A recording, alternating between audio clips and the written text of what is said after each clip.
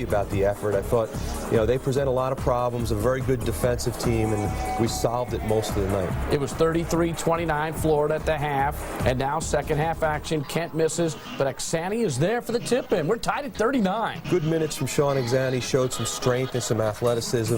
Another guy with more comfort will produce. Nelson 4 for 5 from downtown, but Jeff Greer terrific all night. 24 points, 4 of 7 from trifecta land. He had one stretch here where he was doing everything. Yeah, he was. I mean, we really found him, and a lot of those were very important because we were responding to their runs. It was keeping us in the game because Florida, as most people know, is a team of runs. He's got the range, doesn't he? It's just a matter of confidence. Definitely, and I think, well, what I like about it is he was matching every three-pointer with a drive into the lane and doing good things like this. And that's important because I think Jeff can't be a guy that falls in love with his shot. He's got to get to the rim. Gators by 3, 8:30 to play, and Teddy Dupay nails a 3. Then Udonis has him down the lane, but look at his shot blocked. Gets his own second attempt. That was big. Yeah, that was real big. I mean, he wars out a little bit around the basket. He's quite a player. And Todd Billett just 1 for 13 for the field. Here's his only field goal. Can you imagine if he had shot it better? Well, we can't ask more. I mean, Todd played a great game for us. He just couldn't make a shot, and that's only going to happen maybe 1 out of 15 nights or something, and it just happened to be against Florida. The Gators wear you down the stretch. 79-65 is the final. Florida shooting 48% from the field. There were 39 turnovers in this game, but that's the way their style dictates, Yeah, I thought most of the night we stayed away from excessive turnovers. There was a one stretch, and that's all a team like Florida needs. Greer, 24 points, 9 of 14 for the field, 3 boards. You heard Kevin say one of the best games he ever played in a Rutgers uniform. Rashad Kent with a nice double-double. Great effort by Rashad. We say it every week. When we get the minutes, he's a very productive basketball player. When he stays out of foul trouble, he's so dangerous. And Eugene Dabney with 10 points, 4 for 8 from the field. He was productive. Good to see him come back with some confidence, and hopefully that'll carry into our next few games. Did the kids talk about this experience? I mean, going down there, and did they come back with a little bit of confidence, even though you came back with a loss? Yeah, I think they did. I mean, we have a lot of respect for Florida, and we knew that going on the road, first game, tough crowd, great atmosphere, we were going to be tested. And I think most of the night we passed the test. We won't be happy with that down the road, but I think at this particular point in the year to go down there and be highly competitive against that quality of a team is a pretty good sign for our guys. Coming up next, it's the Sea Wolves of Stony Brook. We'll preview that ball game when we return on the Kevin Bannon Show.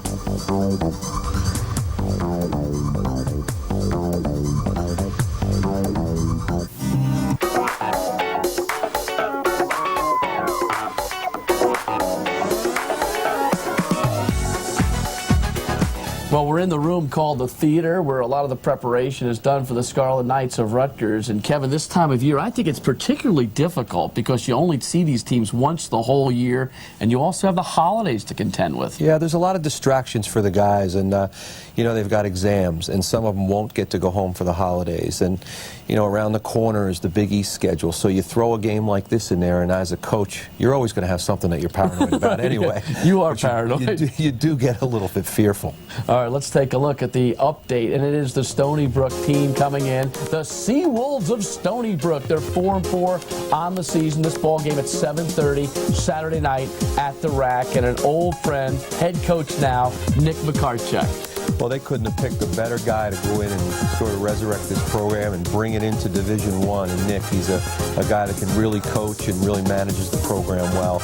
And they're well on their way. They've got this guy, Leon Brisport, is a great transfer from Providence, and some real good players from the metropolitan area. Brisport averaging 16.3 points per ball game. This is DJ Munir, a freshman guard who's steady and poised. Definitely. They're playing some young kids, and they've been thrown to the wolves in the sense that they've played a murderous schedule, and they've played better, I think, than most people would expect. So it's not like this team's going to come in here and be intimidated by the atmosphere here in the Rack. Josh Little can shoot the 3, 7 away from being the all-time leader at Stony Brook in trifectas. And they've got enough weapons. They can shoot a little bit with Brisport around the basket, and obviously Nick can really coach. So, like I say, they're going to come in here and they're going to present a lot of problems. Well, it's the second year Division I for this ball club, and they are vastly improved from a year ago. With Nick McCarchuk, you know this program is going to get righted. What are the keys for this ball game? What do you guys need to do here? Well, I know, first of all, we have to play very good interior defense because Bridgeport is a Big East quality center, and he's put up some huge numbers. So that's the first thing. We've got to do a good job around that basket. Transition defense is important because they run well. They've got some three-point shooters. They'll get out, and they'll fill the lanes, and they'll hurt you there. And then last thing is just basically, Nick's teams always play good defense, so just take what comes to us and don't think we're going to shoot them right out of there. Be patient offensively. Back on the D, up on the boards. That's what he's always told me for years. You think that philosophy carries through here? Well, he can worry about his team. I'll worry about mine. But he's a great guy, and I look forward to the competition. All right, it's time for the Scarlet Spotlight. We look at a player in this year's club. This young man last year, bothered by injury, a broken bone in his left foot, and he was a medical redshirt. This year, he's contributing in a big way. Time for the Scarlet Spotlight, number 32, a 6'7" forward. Hi, I'm Sean Exani, forward from Red Bank, New Jersey, in my second season here at Rutgers. Aksani scores, and what a fine game he's had off the bench. Why basketball here at Rutgers? It's an in-state and a New Jersey pride. You know, I've lived here for only about 7 years, but you know, I've loved the state already, and you know, I like the university, the coaching staff, the players. And I think it's a place where, I mean, we have a lot of potential. You know, you can just go up from here. Because it's one of the most exciting games possible. It's one of the most difficult games, I believe. But it's just so fast and so much excitement. You have great crowds, and it's just, you know, you score a lot. You know, a lot of the games you don't score much. This game you score a lot, and it's just a lot more fun. I have to say tough. I'd say I'm a tough kid, tough player. I'm not going to back down from anybody. You know, I'm not scared of putting my neck on the line. I think tough would be a good word for me. I believe every kid's basketball wish would be the best player in the nation, but I mean, right now it's looking a little far from here. But you know, I just hope to be a great player right here.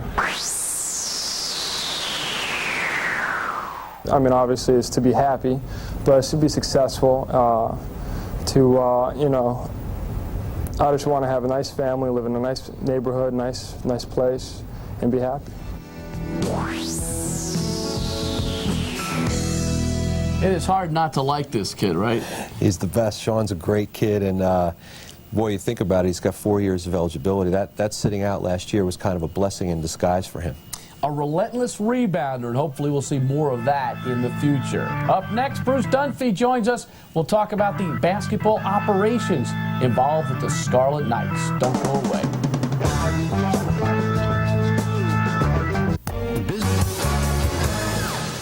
Welcome back, everyone. Bruce Dunphy, the Director of Basketball Operations at Rutgers, joins us now to talk a little bit about college hoops, but from a little bit of a different level. Bruce, nice to have you with us. Thanks, Bruce. Your responsibility with the Scarlet Knights basketball team is really multidimensional. You're kind of involved in every aspect of the operation. Why don't you bring us up to date? Yeah, it's kind of a unique position because you're kind of a twofold position. You report not only to Kevin, but I also report to Bob Mulcahy, the athletic director, and I'm involved in a lot of different areas. It's hard to explain a typical day, but different areas are compliance, NCAA compliance, travel, our budget for the year. So it's a lot of different areas. No one understands how difficult the travel aspect is, especially when you're in the winter in the East and you've got inclement weather to deal with, right? Yeah, there's a lot of different things that go into that, which I'm learning as we go for sure. But our Florida trip went off, which is a safe bet when you go down to Florida for sure. But yeah, we do a lot of different things because of that. Kevin, this is one of those positions in athletics that maybe is underappreciated, but for you, it's almost like a confidant and a right-hand man. It really is. That would probably be the best way that I would describe it, because we're kind of inseparable. We spend a lot of time together from a business perspective, and really everything is, how would you like this done? How do you want that done? And it's all administrative things, and it's things that really enhance the program and enhance the efficiency of the program. In working with the rest of the staff, Bruce, have things gone well for you? Things have gone great. Our guys, actually, Rod and I basically came in right around the same time, and Danny and Jeff have been great. I mean, we really have a great group of guys right now, so it's fun. The word compliance is almost a scary word for anyone around athletics today, intercollegiate athletics, because you think of the NCAA. Do you have to understand all those bylaws that are out there? You definitely want to understand them to the best of your ability, but I mean, we have a good support group with our academic people and with our compliance people in Bob's office. Here's the Dunphy file, and I know, Bruce, when we had talked earlier today, you've had a lot of experience as a coach over at the College of New Jersey, and to us older guys, Trenton State. Bottom line, do you want to get back to the coaching aspect down the road? I certainly do. I think there's probably, in this position across the country, there's probably 90% of the guys that are in my spot really want to get back on the court and be coaching again, or they have some kind of coaching background in their past. So it's definitely something I want to aspire to do again. Kevin, he has to work with the office staff, the team managers, the assistant coaches, the players. Therefore, the relationship that's built is so key. Do you like Bruce's personality in terms of getting all that stuff together? Oh, it's really important. He's out there. He's probably the most visible diplomat for the program. He's got to deal with tons of people internally and externally, so he's a very important person. That's why his sense of humor and his organizational skills and his people skills all come into play. He does a great job, and he's well liked by everybody. Now, working with Adidas, which is something you've done the past few years, did that help equip you for this role? I think it did in a lot of different ways. I think what Kevin just said is really the two major ones. You know, when I was with Adidas, I was basically my own boss, worked out of my house. So you learn organization, you learn communication skills because you're in the sales field pretty quickly. Are you excited about the program? Do you like where it's headed? Very excited. I've known Kevin for a long time. Met him when I was 18, working at basketball camp at Ryder, and it's very exciting to watch his career grow and now to be a part of it. Bruce Dunphy, the Director of Basketball Operations, Jets coach. Did you want to chime into something? Do you have all your holiday gifts? You're all set? Not quite yet. Why? The better half, yes. Amy Dunphy, yes. owns the chocolate shop in Red Bank, New Jersey. She's a proud owner, recently acquired it, and she's working real hard, and she does a fabulous job. So I had to give a plug for the chocolate shop in Red Bank. It's delicious. Bruce, I'll talk to you after the show. All right, we want to thank Bruce Dunphy, and now it's that time where Kevin likes to go back to one big basket from a prior game. It's called the Dunkin' Donuts Hoop of the Week, and who else but Jeff Greer with a marvelous ball game against Florida. Well, Jeff had knocked down some threes at this point, so they're really up on him, and he made a great move to the basket here, somehow got the ball up to the rim, and ends up with a very important three-point play for us. Another look at Greer. Look at him take it to the baseline. I think what sets this up well is knowing that he's been banging in threes from outside, right? Well, there's no question you had to get out on him. He hit a couple deep threes in that game, so I love the strength there. It shows why he needs to be in the weight room. That body handled a pretty good hit right there and got a three-point play. That's the Dunkin' Donuts Hoop of the Week. We talk about donuts. We talk about chocolate here. Coming up next, we'll talk about the Big East. Don't go away.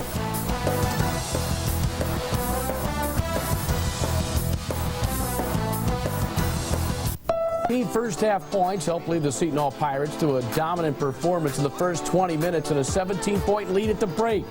But in the second half against Illinois, the Illini came storming back. Marcus Griffith scored a season-high 24 points and 13 rebounds to help Illinois tie the game and actually forge ahead with just under 7 minutes to play before the contest headed to overtime. And in the extra session, it was Corey Bradford, who hadn't hit a three-pointer all game long, connecting on 2 of them. Bradford tied an NCAA record by hitting a three for the 73rd consecutive game, and the Illini won it by 8 in overtime. In stores, the Arizona Wildcats were without head coach Lute Olson, who spent time with his ailing wife. They were also without Luck. In a game that was close throughout, the Wildcats jumped out to a 67-59 lead with a little bit more than 3 minutes to play in the contest. But then the Huskies went on a 12-2 run to close the game and seal a win. Albert Mooring's three-pointer with 47 seconds left tied the game at 69. With 6 seconds remaining, UConn's Tony Robertson drove to the hoop and threw up a shot that was blocked by Lauren Woods. The ref made a controversial goaltending call, and the Huskies emerged victorious. What an ending. Elsewhere, Mike Jarvis also witnessed last-second mayhem when Fordham's Bavon Robin tossed one off the glass with just 3.7 seconds remaining. St. John's' Willie Shaw missed a three at the buzzer, and the Rams of Fordham upset the 23rd-ranked Red Storm 68-67. Monday at the Palestra, St. Joe's and Villanova got together in a Philadelphia tussle. St. Joe's led most of the way, but the Wildcats, led by Michael Bradley's 20 points and 10 boards, forged ahead late. Jermaine Medley's three-ball in the closing minutes helped to assure the Wildcats win. The UConn Huskies used a 10-3 run late in the first half to dispose of the UMass Minutemen. Freshman Karen Butler scored 14 for the Huskies, while Albert Mooring led the way for UConn with 20.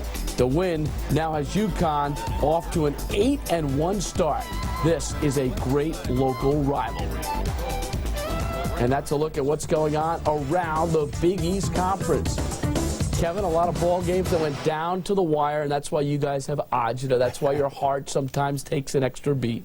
Well, the good thing is the Big East teams are winning a lot of the close games, and those who aren't winning them will be winning them, because this is a tough conference. I think a lot of people have some great young players, and I think this is going to be one heck of a league this year. Does it make sense to have the intersectional matchups in December? Sure. I mean, I think it's good for the fans, and sometimes they're forgotten. The coaches were always complaining, but it's very good to play those kind of games for the fans' sake. And especially when you get to March and you've got that tournament tough experience. Here's a look at the Big East standings right now. These are all, or mostly, non-conference games at this point in time, and a lot of teams are feeling good about themselves. Well, definitely. I think that if you had time to dissect, some people are playing very difficult schedules, some people not so the case. Right. But I do feel, again, that this is a very strong league. Already, it's a stronger league than I think most thought.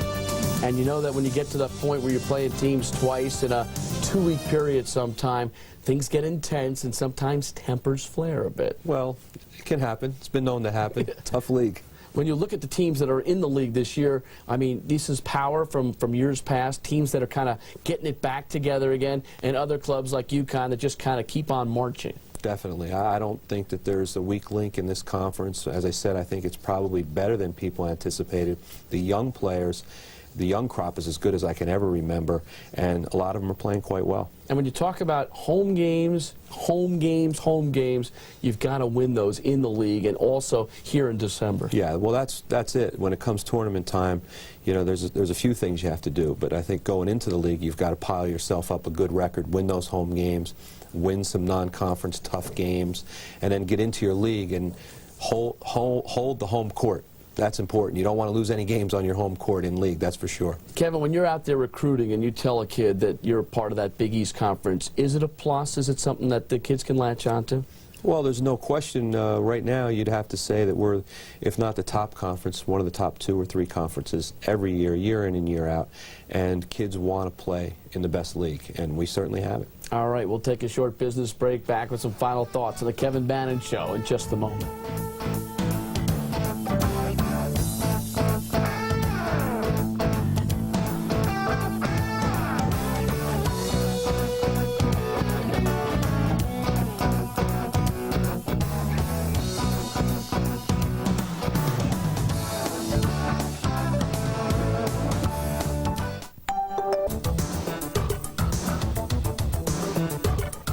Welcome back, everyone. Kevin, you talked a little bit earlier about this time of year being difficult for the kids. Talk about some of the specifics of what they've got to organize and mesh into a daily schedule. Yeah, well, as we speak, our guys are wrapping up their last day of classes, preparing for an exam week coming up next week, preparing for a couple of basketball games. And some are looking forward to holidays where they're going to get home. Some are not going to get home for the holidays. So I remember even back when I was playing, believe it or not, that those are always tough times. They really are. To get through your exams, to stay focused on basketball, the holidays are on your mind. So it's kind of a difficult period to be a college basketball player. Black and white sets back in those days, obviously.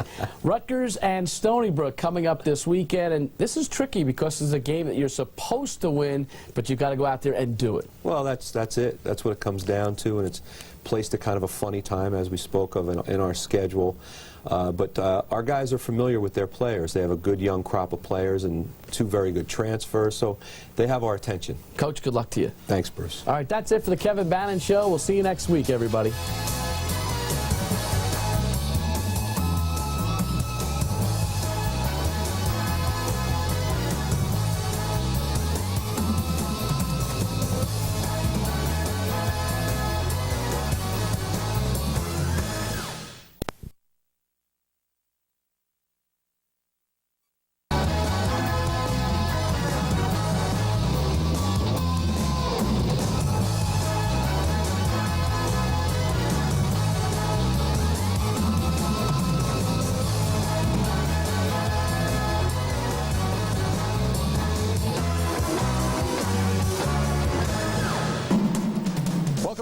Brown Athletic Center here at Piscataway, the RAC on the campus of Rutgers University for this edition of the Kevin Bannon Show. Hi, I'm Scott Graham sitting in this week for Bruce Beck, and I want to welcome in the head coach of the Scarlet Knights of Rutgers, Kevin Bannon. How you doing, Coach? Great, thanks. Welcome to the show. Thank you very much. And early part of the schedule, the non-conference portion really of the schedule before the turn of the year is just about done at this point. You can't be a whole lot happier than the way things have gone. No, I think heading into the holiday festival, we've taken care of business, we've improved as a team, and we know that we have a long way to go, but I think the kids have done a pretty good job.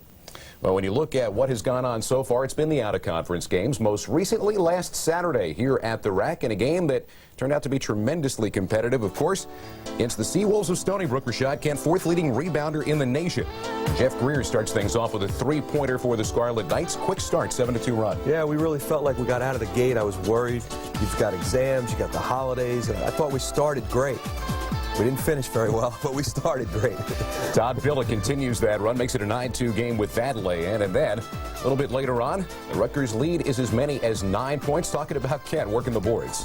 He's the nation's 4th leading rebounder. The guy's had a double-double in just about every one of our games, and he's just really off to a great start this year. Here's a guy who's off to a great start as well. Mike Sherrod, the lay-in, makes it an 11-point lead. Now, Josh Little hits on this 3-pointer to make it 27-22. That caps an 11-5 run for Stony Brook. But Sherrod again, this time from 18, makes it 31-29 at the half. Yeah, we were really disappointed. I mean, we got off to a very good start in this game. We had a chance. We really had this team on the ropes.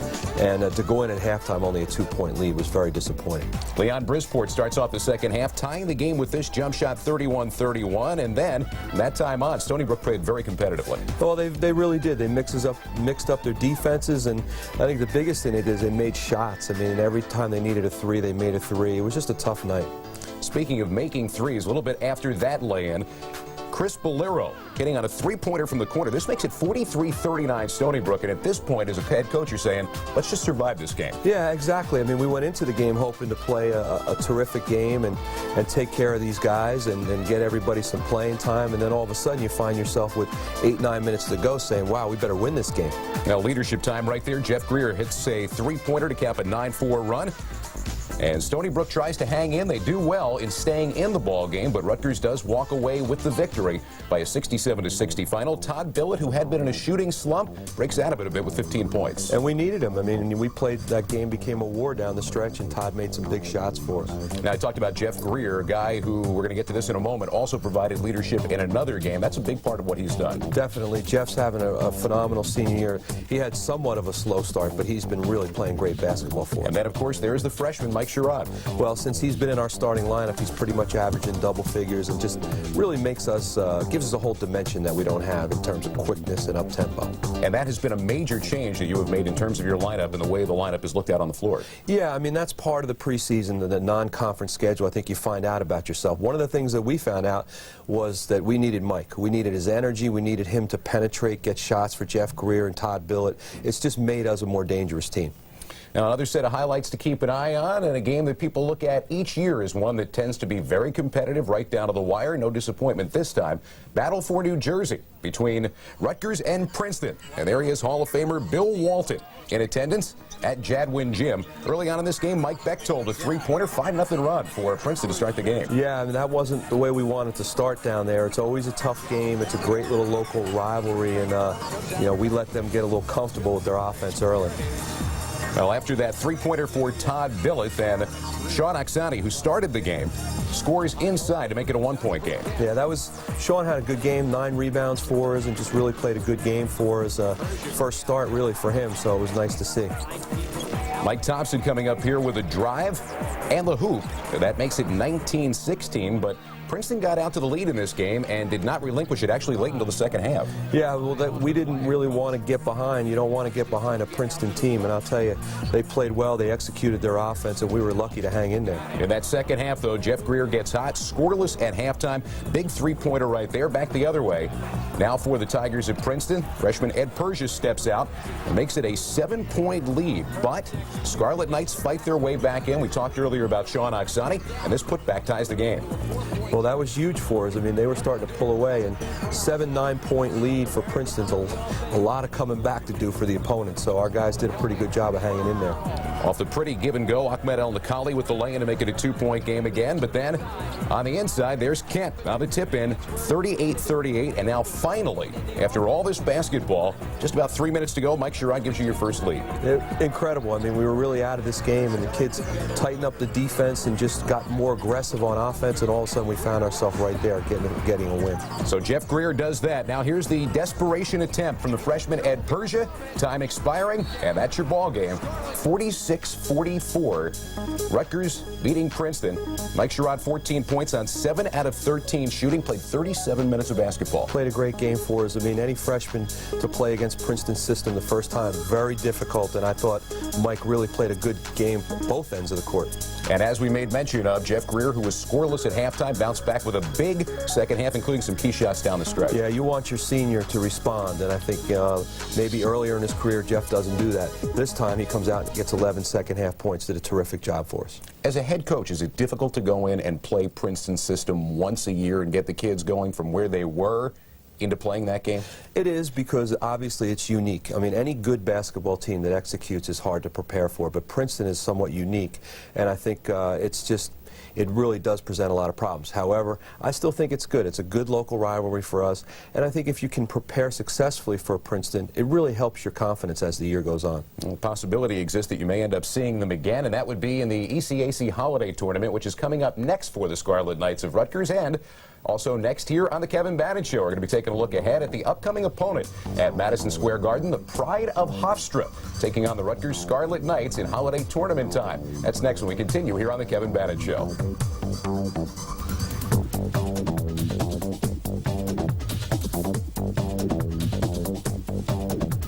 The world's...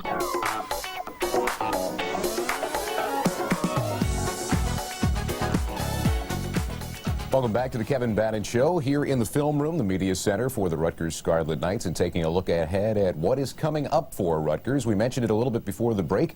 The ECAC Holiday Festival, and a date with a team that has had a lot of success inside its own conference in recent years in Hofstra.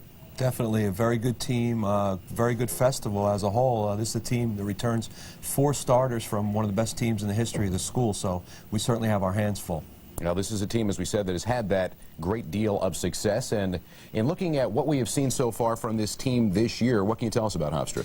Well, like I say, they have the good senior leadership, very strong in the sense that they have three-point shooting, they have strength around the basket, and just overall, they're just a tough team. They've gone to the tournament last year. They play with an awful lot of confidence, and they're bringing some young guys off the bench who make them better and better as the year goes on. Now, the head coach of the Hofstra Pride is Jay Wright, and look ahead, it is Tuesday, December 26th, 8:30 at Madison Square Garden in the ECAC Holiday Festival. Jay Wright has done a good job getting them to play his style. Definitely. I mean, he's one of the top young coaches around, does a great job with his guys, and they just really know their system. They have the freedom to shoot the three, and yet they have some good strength inside. It's just a team that plays with a lot of confidence. Guys like Norman Richardson hitting on that shot, their leading scorer, and also Jason Hernandez, another guy to keep an eye on. Yeah, he's just a great leader for that basketball team. He can play the point, he can play the 2, and everything really revolves around his leadership. And you got Roberto Gittins also, who does some inside work, and it seems like you've seen a few of these guys this year. When they shoot, they make it. Well, they're a very efficient team. Like I said, they'll shoot their share of threes, but to keep it honest, they've got Richardson and Springfield around the basket that guys can really finish. And, of course, there is also Rick Apodaca, guy to keep an eye on with the ball right there, number 22. He's one of their best young players. He comes into the starting lineup, and he just gives them a lot of offense and a lot of energy. And he was good off the bench last year, and now as a starter, he's off to a great start. So when you look ahead at this game, and specifically what Hofstra ends up bringing to the table, what are the keys for the game? Well, I think the first thing is to handle their trapping defenses. They try not to let you get comfortable on the court, and we just have to be confident with the basketball and try to get some easy baskets out of that. You know, secondly, we just have to win the battle of the boards. I think that's very important in this game. You know, who can dominate the glass will have a chance to win. And lastly, I think Norman Richardson seems to own the holiday festival. He's been the MVP the last 2 years. We can't make this 3 years in a row. We've got to keep this guy under control. Well, we've looked at one opponent there, which is the definitive opponent, and then you find out who you end up playing. We talked a little bit about one of them. You might end up seeing Princeton again, but the other team you could end up seeing is Penn State. Very good team, off to a great start this year. We all know the quality of the Big Ten, and this would be a tough opponent for us. I think that the festival's great. I mean, all 4 teams are off to great starts, so this is a quality team in Penn State. Penn State has kind of remolded itself over the course of the last couple of years as well. A different type of team than they once were. Well, they got the Crispin brothers that really play with a lot of confidence. The guys can hit the 3, and he lets them play. Jerry lets them play. I think they're a very, very strong team. Now, aside from Joe Crispin, some of the guys that you'll end up seeing are on the inside, Titus Ivory, senior guard for the Nittany Lions. They also have Jossie Klein-Hurd, who is going to be certainly a worker on the inside, and a guy who's got some athletic ability to get some things done inside. But you don't shut down one Crispin, then you got to deal with the other. That would be John Crispin. Exactly. It's kind of a rarity in college basketball. I mean, and they're both dangerous as heck. I mean, and then you spend all your time chasing them around, and they've got some strength on their front court. So this is a team that presents a lot of problems. And if you look at the holiday festival, you say, wait a minute. We don't have 1 day to prepare. We have hours to prepare for it. So it's really going to be interesting over the course of the tournament. You're either playing win or lose. You're either playing Penn State or Princeton, 2 teams that aren't very easy to prepare for, and you have literally, 12 hours to get ready. Well, not to put you on the spot with that, but because you've already played Princeton, does that mean that there's a small part of you that says, you know what, since we've already done this recently, it wouldn't be bad to do it again? Well, no, I think it would help our preparation, certainly. And we spoke earlier about how hard it is to prepare for Princeton. Certainly doing it for the second time in 2 to 3 weeks would be a bit easier, but no one ever looks forward to playing Princeton. And I think Penn State, the way they're playing, they're so confident right now, and they present so many problems. It's going to be a fun festival. I think these are 4 teams that are fun to watch, that are all playing pretty good basketball, so I think it's going to be a memorable tournament. Well, time now for this week's Scarlet Spotlight as we take a look at Rashad Kent.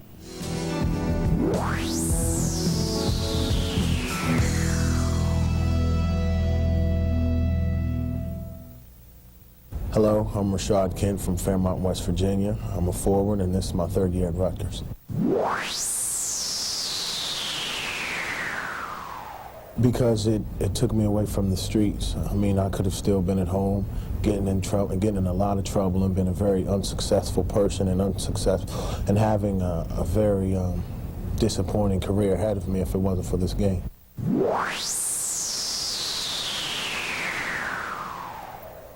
It would have to be Coach Rod Baker, and I think the word I would describe him as would be an aficionado, because I think he's an expert at teaching the X and O's of basketball.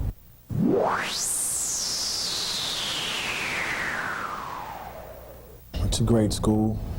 I think it's one of the toughest places to play around the country, and I just love the atmosphere.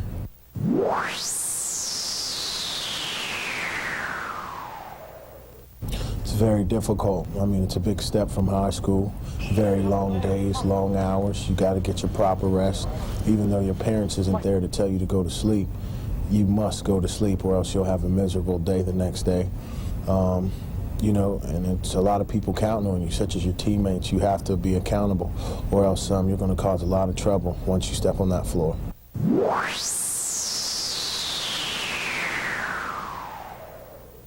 Definitely a week of exams, because this will determine if you'll be allowed to play in the Big East tournament week. I think it takes a lot of preparation to get ready for exam week, and it's very difficult.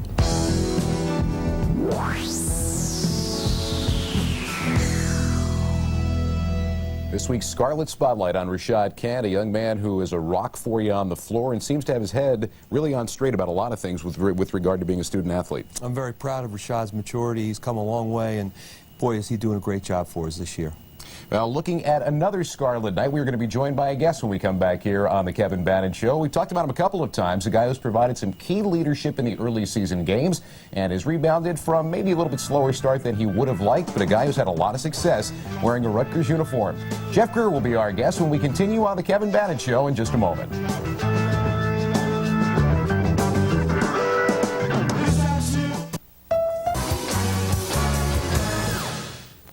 From here inside the Rutgers locker room, we continue on the Kevin Bannon Show. Scott Graham sitting in this week for Bruce Beck, and we are joined now by our guest, a guy who has been instrumental in providing some leadership, has had a lot of success as well during his career as a Rutgers Scarlet Knight. Senior Jeff Greer is here with us. Welcome aboard. Thank you. I'm glad to be here. Thanks for stopping by. We were talking a little bit earlier about the early start for the Scarlet Knights, the way things have gone, one-loss-wise, and in kind of finding yourselves early season. Are you pleased with the way it's gone so far? Yeah, I'm pretty pleased. I mean, we had some tough games, and I think we've just gutted it out and got some key victories, and hopefully it can continue to happen throughout the season. Now, you talk about gutting it out. We made reference to it earlier, the game against Princeton. Rough first half for you, but then leadership down the stretch, couple of big shots down the stretch. Is that important for you to bring that to the table, being a senior? Yeah, I think it's important. I mean, I think a lot of the people on the team, my teammates look up to me to do stuff like that and lead the team. And the second half, that's what I try to do, just go in there, make some plays, and just get everybody into the game a little bit more. Coach, a lot of guys who coach in college basketball will put more responsibility on the shoulders of the seniors, not just the on the floor, but also off the floor. Is that your style? Is that the way it's worked with your relationship with Jeff? Absolutely. Jeff's the first person that I signed when I came on board here at Rutgers, and even though he's kind of a laid-back guy, I've really asked him to bring more to the table each and every year that he's been here, and I've liked his progress both on and off the court. I think he's been a guy that's taken care of business. He's had a great career, and now as a senior he has the whole package of the guys feed off of him. He does a good job in the locker room, he does a good job around campus, and he's off to a great start on the basketball court. Now, you've gone through this a few times before, but here we are in the middle of this week where, you know, you get the crazy practice schedule. Some days it's here, some days it's there, exams to have to worry about, and everything else that are going on right now. You've lived through this. Is that something you can pass down to everybody else and say, hey, watch out for this week? Yeah, I mean, you got players like Mike Sherrod that you have to just take under your wing and tell them what to do and tell them how to manage their time and stuff like that. I mean, it's kind of hectic this week, but, I mean, once you get through this, it's all about basketball. Well, it has been all about basketball. Congratulations on a fine start to the season, and best of luck the rest of the way. Thank you. Now, we told you about Jeff and how big a part he had in the Scarlet Knights' victory over Princeton. That leads us, not coincidentally, to our Dunkin' Donuts shot of the weekend. Got to go back to the Princeton game at Jadwin Gym. Really came down to closing minutes as Rutgers got their first opportunity to take the lead in this ball game, and did. The Dunkin' Donuts hoop of the week. There it is down the stretch, under a minute to go. The scoop shot from Jeff Greer. And here it is again. Move to the inside, off the left, into the right. Pretty move to the inside, and that was instrumental in getting the victory for the Scarlet Knights over the Princeton Tigers. As we continue here on the Kevin Bannon Show, coming up, it has been a red-hot start for the conference, and we will take our look around the Big East when we continue here on the Kevin Bannon Show in just a moment.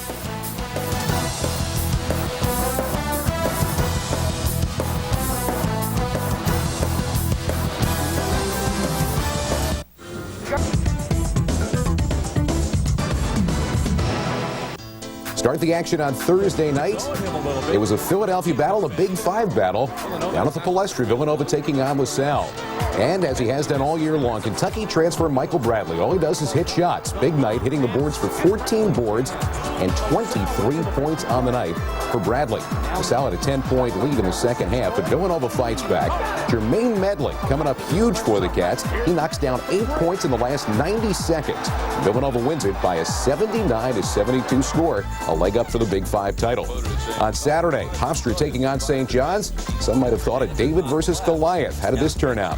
Red Storm with a 6-point lead at halftime, but Hofstra comes back. Norman Richardson, a strong second half. We told you about him earlier. A team-high 22 points and 6 rebounds. Roberto Gittins also a solid night. He had 13 points and 9 rebounds in this game for the pride of Hofstra. And Hofstra comes out with an 86-80 win, their first ever win over the Red Storm of St. John's. Sunday, Pitt making the trip down to Richmond to take on Virginia Commonwealth. Ricardo Greer, 20 points and 10 boards for the Panthers. And also, Isaac Hawkins with a double-double of his own. He had 21 points and 12 rebounds on the game, but it was not enough. As you can see, after being down most of the game, VCU fights back. Bo Jones, a game-high 23, forces the game into overtime with a pretty move, kissing it off the glass with under 9 seconds to go. And in overtime, it was all about VCU. Rams win this one in overtime by a final score of 76-73. And a battle royale at the Jimmy V Classic at the Meadowlands on Tuesday. Two ranked teams, Seton Hall and defending national champ Michigan State. Spartans showing that experience early. Jason Richardson, a solid outing with 16 points and 5 rebounds. As for Seton Hall, although things weren't working early, the senior statesman Darius Lane leading the Pirates with 17 points on the night. Wasn't enough to keep Seton Hall in the game, though. In the end, it was a 17-point, 11-rebound performance by Charlie Bell. And there's the reason they are defending national champs. The Spartan team wins 72-57 over Seton Hall. That's our look around the Big East. And here you take a look at the standings. I guess you could say if you're not part of that division, it's kind of impressive to look at. If you're part of it, looks like you got a tough road to hoe. Well, that's why we have to have good practices, and believe me, our guys, we've got their attention. This is a tough league, and certainly our division is super. Is it a surprise at all to see the teams that are there? You see the Georgetown and Syracuse both at 9-0. Everybody else with a strong record. When you got Seton Hall down there, and they're in the top 10, you can see where that's headed. Yeah, I think, well, the thing about it is everybody's played different schedules, some stronger than others, obviously, but I think overall you'd have to say that this year, this league from top to bottom is as good as it's been in a long, long time. Does the different format also have an effect on the way you approach things for this year? Well, sure. I mean, your divisional foes that's where you make or break it. You're going to have to try to, hold serve at home and then go steal some on the road, and the people that can do that more than others are the ones that are going to be at the top. Well, as we said, it has been just a terrific start for the Big East. For those who have been wondering whether the Big East is back, most certainly so in this early portion of the season. And, of course, conference play will be beginning next month in terms of really getting down to it. As we take you to the break, we'll take a look ahead at the upcoming Big East schedule, and we'll be back to close out this edition of the Kevin Bannon Show in just a moment.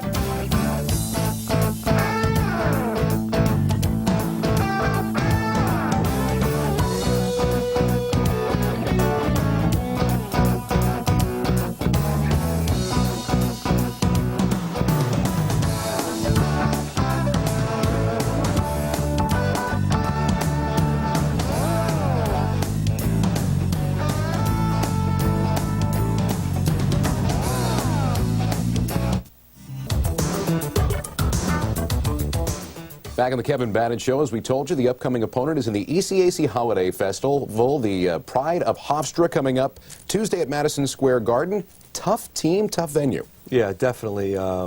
It's great to be in New York for Christmas. It's a wonderful festival, great tradition, and a very tough Hofstra team. So it's a good test for us. And then the follow-up game following that, and you got to have one eye toward the Big East schedule. Definitely. It's good timing. You need to play good competition as you head into the conference, and we certainly have that in the festival. Coach, thank you much, and happy holidays. Happy holidays to you and to all our viewers. Yeah, we thank you very much for joining us this time around. It's been a pleasure sitting in for Bruce Beck. This is Scott Graham. Happy holidays, everyone.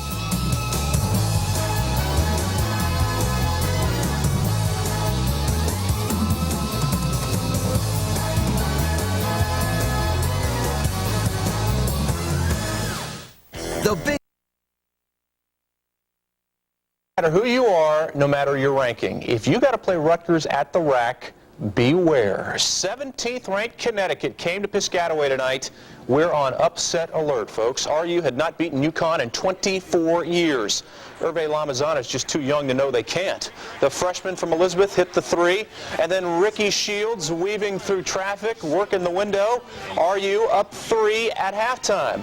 UConn kept coming, but so did Jerome Coleman. He had 26 points tonight. Big play. Jerome steps in front. He's on his way. He scored 10 straight Rutgers points, and the Knights saddle him up and ride him home Here's the big one, under 2 minutes to go. Coleman bingos the three. Rutgers knocked off UConn 61-53. We're in our house, so I really ain't surprised at nothing. When something goes on in here, I know we can do it. I believe in anything we can do in this house. I'm never surprised. Well, my ultimate goal is to make this the most difficult place to play in America, and I think it is. I think the crowd is in it, everyone's in it. I think it's hard to play here. Racknosphere, I believe they call it in Piscataway, and they had it tonight. Other games, other places. In theater, he had to get it. Last Rutgers led 28-25 at the break. Scarlet Knights too tough down the stretch. Jerome Coleman banged a three, part of a 12-2 run. Coleman had a career-high 26 points. Rutgers handed the Huskies their first conference loss 61-53. UConn falls to 14-4, 6-1 in the Big East. Later, watch Bobby Holik digging it out in the corner, slides out to the net. And yeah, well, we have matchup Rutgers Scarlet Knights. Home against the UConn Huskies, winners of their last six. Second half, off the steal, Jerome Coleman up and down a hatch. Knights by 152-51. Then a little bit later, Rutgers margin now a deuce. Coleman again, this time from three, dead on target. Jerome Coleman with a game-high 26, leading Rutgers past UConn 61-53. That snaps the Huskies' winning streak at 6 games. They were ranked 22nd, a good win for Rutgers. good one indeed. All right, that's it for sports. Roland, Brandon. Thanks, guys. Okay. Still it. Well, folks, you've heard of the expression. John DeCepolo. Breaking news from upstate Vegas Rutgers. Second half, Rutgers in the home white off the steal. Jerome Coleman all the way. Rutgers taking the 52-51 lead. The Scarlet Knights a 14-2 run to end the game. Coleman for three at 26. Rutgers picks off UConn 61-53. The Huskies' first loss in the Big East this season. One of the NFL's old 4-year drought is over. Rutgers has beaten Connecticut. 1978, the last time the Scarlet Knights pulled it off. Coach Gary Waters and crew did it again. UConn came at them after trailing 28-25. Rutgers rejects the Huskies' advance. Head the other way. Jerome Coleman drives, rejected by Emeka Okafor. He had a bunch of blocks, but watch Coleman. Took the ball right back. On the steal, laid it in. Nice play, huh? Down the stretch, up by just 2, Coleman again. 26 points he had to lead the Scarlet Knights over UConn, 61-53, upset city. Also tonight, Iona beat tonight at Rutgers is a ranked team for the first time this season. 22nd ranked Huskies looking to remain as the only perfect team in the Big East. They hadn't beaten UConn since the Carter administration, including 8 straight games in Big East play by an average of 12.9 points. But Rutgers down 1 late in the second half off the errant pass. Jerome Coleman put Rutgers up. And with Rutgers up 2, Coleman from 3 put the Knights up 58-53 under a minute left. Karan Butler swatted by Rashad Kent. Rutgers goes on to win 61-53. Coleman's 26 points the key, including 14 of the Knights' last 17 points. So they beat UConn, first time ever in Big East play. Jerome Butler, the career high 26 for the Scarlet Knights. Another Big East upset on the road against NC State. Both teams looking for a quality win. And UConn returning to the Big East. The Huskies remain fitted for perfection at the rack. UConn at the rack. Rutgers has not beaten UConn since the Carter administration. 8 straight since the Scarlet Knights joined the Big East, and by an average of nearly 13 points per game, and we are at the rack. Suns, the State University of New Jersey, down 1 late. Jerome Coleman picks off the errant pass, lays it in. He had 14 of the last 17 points for Rutgers. 52-51 game. There's more Coleman. Got the feeling he might score. 5-point lead. Now it's up to 7. Karan Butler, no, soup for you. Rashad Kent didn't have a big offensive game, but coming up with a huge defensive play there. And Rutgers beating UConn by 8. The Connecticut staff really feared this game because only Tony Robertson, he was the only player on Connecticut's team that had ever been to Rutgers before. That's the problem with this imbalanced schedule where you only go to the team on the other side of the Big East every other year. UConn, the best shooting team in the Big East, held at 36%, although Emeka Okafor 9 blocks for the second straight game. Home team struggled early in the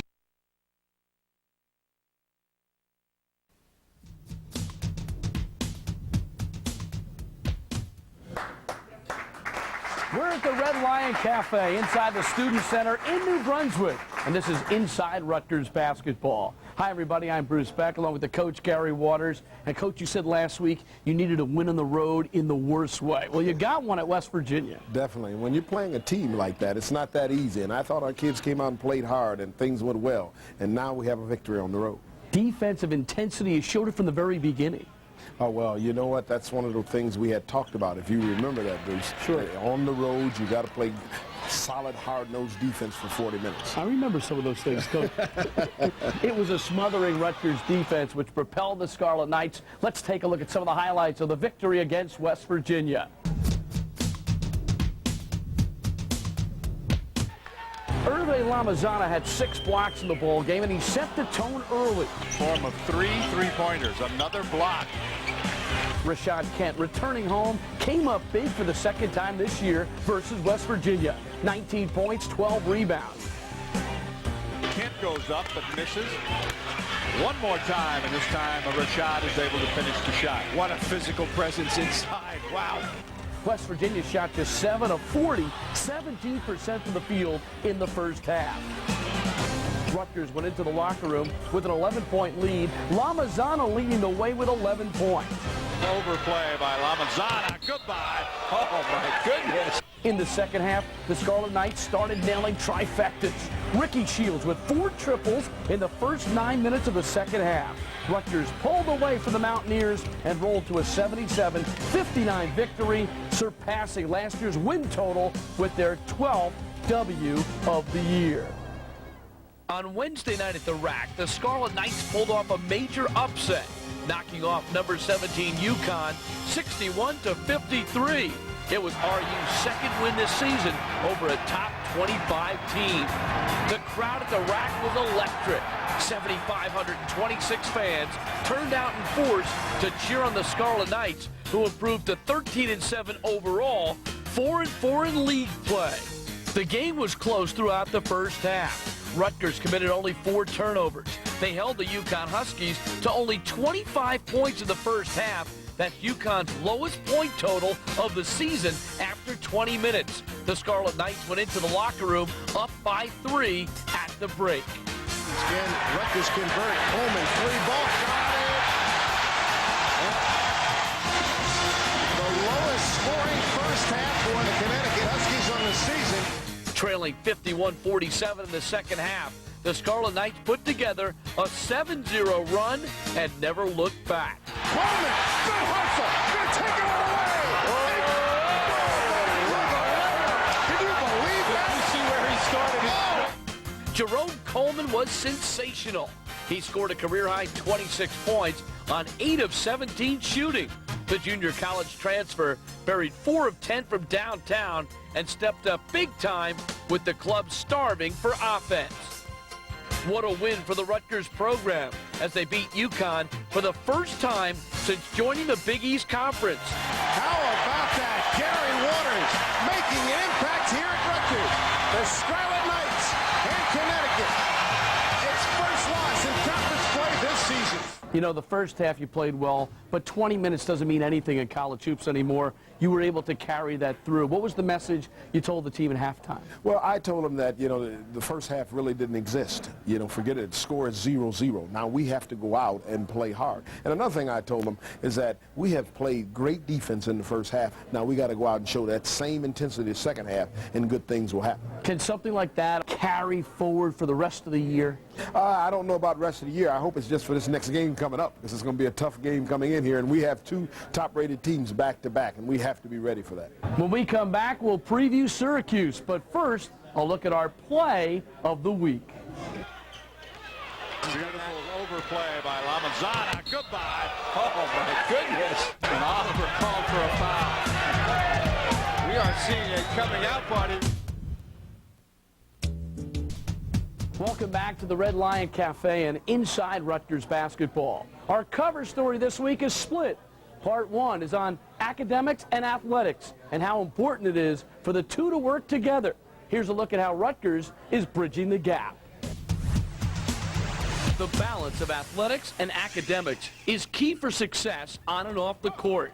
At Rutgers, players work in conjunction with a dedicated academic advisor, one who guides them through their studies. And there's a lot involved. We need to it's not just, you know, working with study skills, it's making sure that they're doing everything they need in order to you know, work towards their major, or just, you know, learning their time management skills, you know, like planning out their day and things like that. You know, here you've got the practice here, you've got class here, and really looking on your schedule to see, okay, what times do I have open in order to, you know, in those times that are open that I'm going to be studying. So you've already taken the XPOT, so yes, I did. So you need the seminar. The fact of being able to talk to somebody of which direction I'm going to go. I mean, I come in here at least once a week and ask her questions, because being able to figure it out on my own would take a lot more time, the time that I don't have.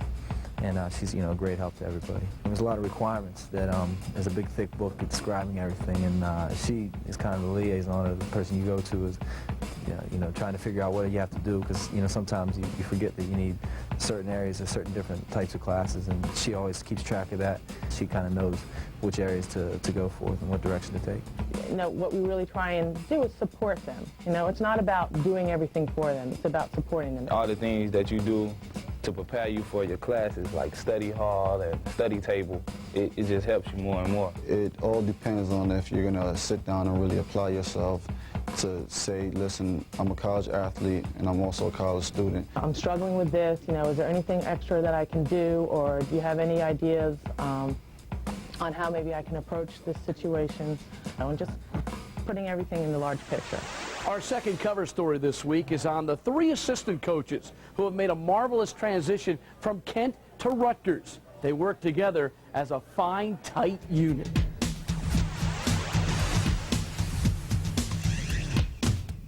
Coach Waters is a great delegator. He gives us the freedom to do our jobs. And as people who are, you know, take a lot of pride in the work that they do, it's nice to have a boss who gives you that freedom.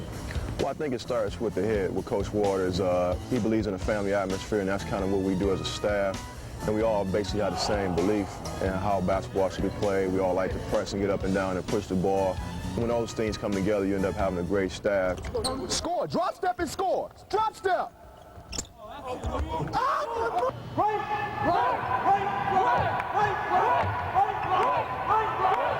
Stay with it, Gene. Good move, Gene. Good left, boy, good left. Practices are great. This is what we are in the profession for, to teach guys how to play the game of basketball. Our style is different. It's very systematic, and it takes a great deal of commitment to play in a program like ours. We come on the floor and we break it up in drills. We do post perimeter, and then we do different things with our press or whatever we're working on that day to make sure they understand. We give them drills and knowledge. Stay in your stance right here. Stay here, stay here. Stay here, be ready to step. Watch the skip, watch the skip. Set a good screen, Sean. Hit him, X. Go to glass, X. Go to glass, X. Over top, help. Stay in stance, too. Well, we're very fortunate. Coach Eck is an extremely talented point guard coach. He really helps guys like Mike and Joel and even Jerome Coleman developing those skills. Coach Vance is a tireless worker down there with the post. He's down there banging those guys around with the dummy pads, and he's making them work, and he's a great teacher of the game. Rebound, good rebound.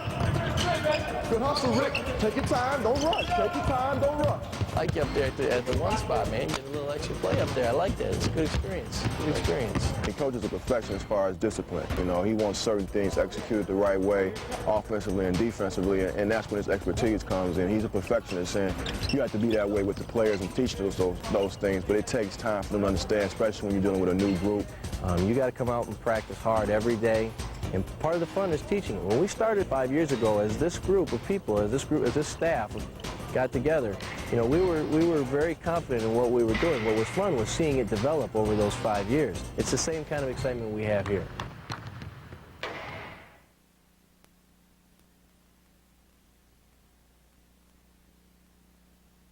Homeowners.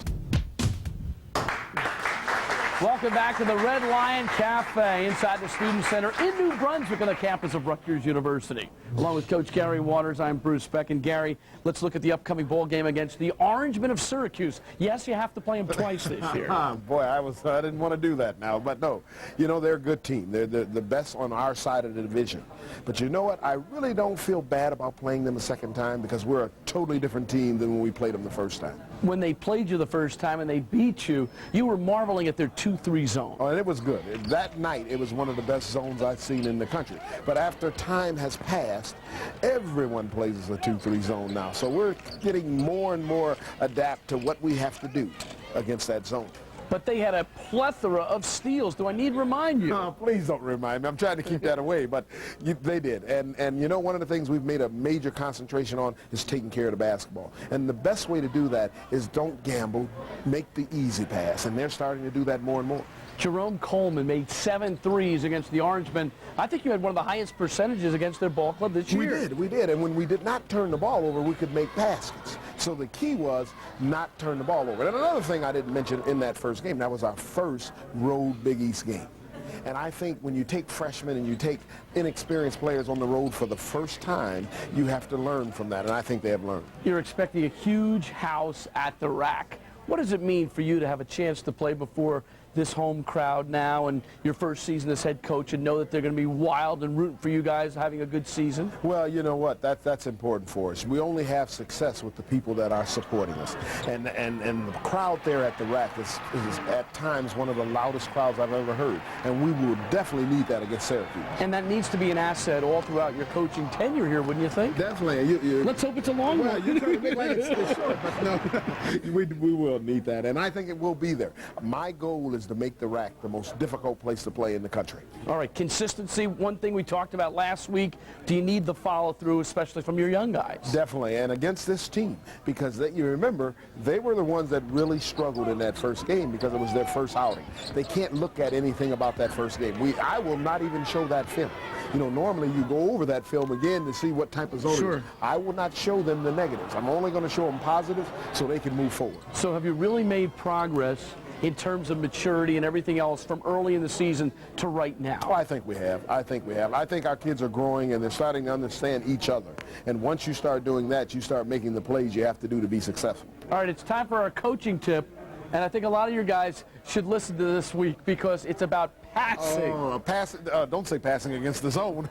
It's passing in general and trying to throw that good pass inside. And that's right. Everyone loves to shoot the rock, right? That's right. That's right. And you know what? It's not an easy process. Everyone thinks, well, I can pass from one person to the next, but put a person in between and put a person with hands moving, things become difficult. You'll find out some interesting stuff here. Here's our coach's tip this week.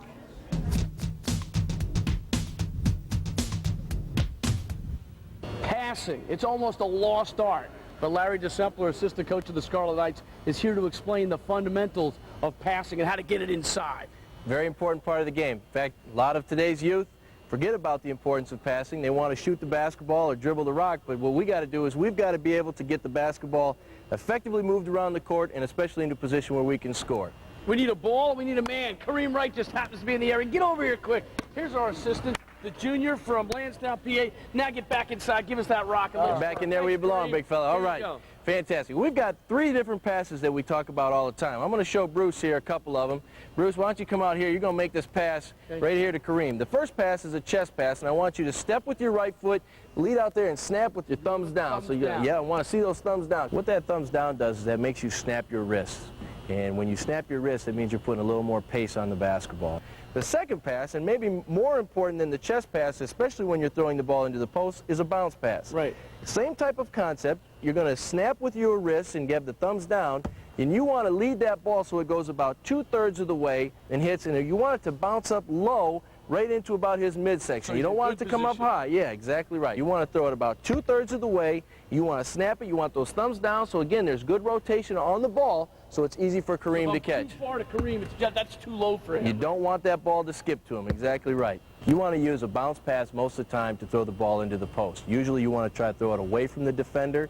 The defender's playing on the top side. You want to drop that pass to the bottom side. Okay, now, the third one is an overhead pass. And when you've got a 6'10 center like Kareem Wright is down here, you're going to want to get the basketball to him, and sometimes he's going to be guarded by a smaller defender. Now we're going to use an overhead pass to get him the basketball. Now the concept is pretty much the same again. It's a snap of the wrist, and unlike a soccer throw, where sometimes Kareem throw that back here, sometimes when a soccer guy, you know, you might throw it behind your head and you're really leading with the arms. This is still more of a snap with the wrist, and again, your thumb should be extended out. If a defender is playing him straight up behind, and the post player's got great post position, you're going to probably want to use your overhead pass. I won't use this pass much with a big defender on me, correct? Exactly right, because he's going to be up and guarding you tight, so you might fake an up above pass. Okay, that would be too high, right? Yeah, because you don't want to float that ball in there. You want that ball to get to your post guy quick. And if a big defender is on you like this, being so much taller and bigger than I am than you, Bruce, you're going to go low. Okay. Exactly. Okay. So, Coach, I'll use that bounce pass if I have a big defender on me, and I'll use that high-rise pass if I'm trying to get it into the post to a big man. Exactly right. And, of course, you know, if you can't get it in, you've got the two-hand chest pass for the reversal. Go back to the point. Going back to the point. And if I don't have any options in terms of passing, step up and bury the J. I thought this was about passing, Coach. When you can shoot it like you got to knock it down. Thanks. I'll see you soon. All right. Basketball. Right now, it's time for our night profile, and our focus is on Sean Exani, a young man who adds energy off the bench. Exani exemplifies what a scholar athlete is all about, and certainly the young man's stock is on the rise.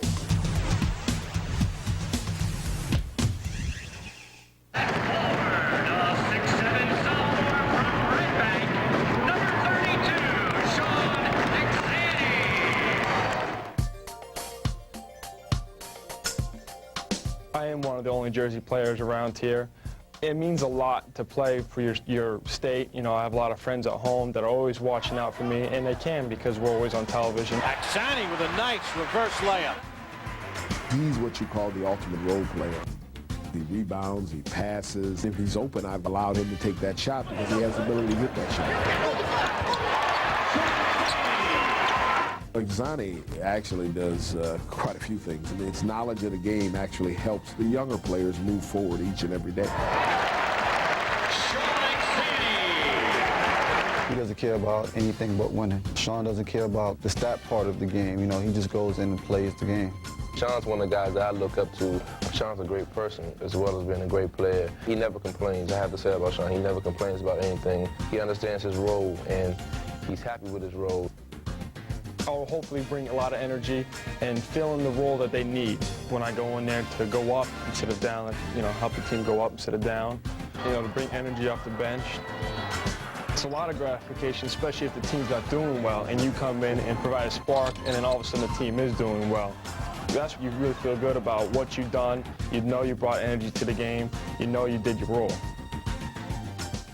He's picking up all the loose balls. He's hitting the open jumper because you're so focused on Rashad Kent, then you got Eugene, and then you have Jerome. So he comes into the game. People might take him kind of soft or quiet, or he's not going to score, but he'll come out the game with like 8 quick points in like 5 minutes, and you'll be like, how did he do that?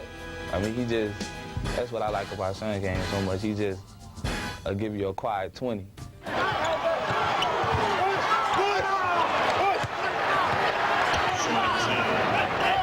You think about Exani, you know, you're literally thinking about he's active, he gets it going. If you remember the Georgetown game, he was one of the key players in that game down that stretch.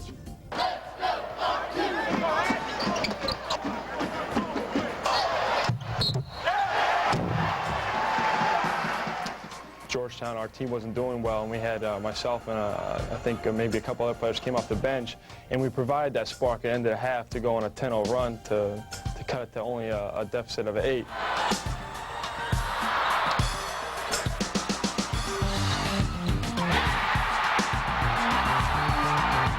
I mean, it's a fantastic feeling. I mean, you can't, you know, there's no feeling you can describe to be out there and have a chance to win a game, a very big game in front of 10,000 people, you know, on national television. But usually when you're out there, you're not really thinking about those things, but all the energy feeds into your emotion, and that's really where the feeling comes from, the great feeling it comes from.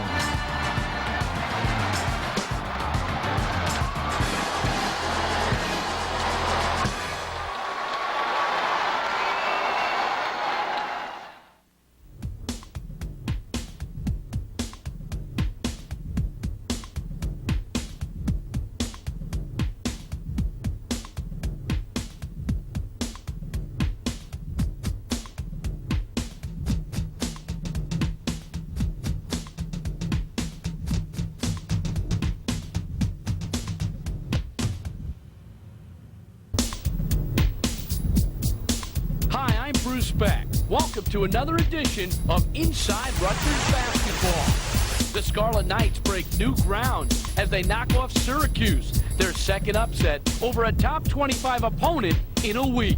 Range three again, and he knocks it down. Jerome Coleman now has 11 in the second half. We'll tour the building known as the Rack with a stop-off in the Rutgers locker room. Welcome to our beautiful locker room. It's one of the best in the country.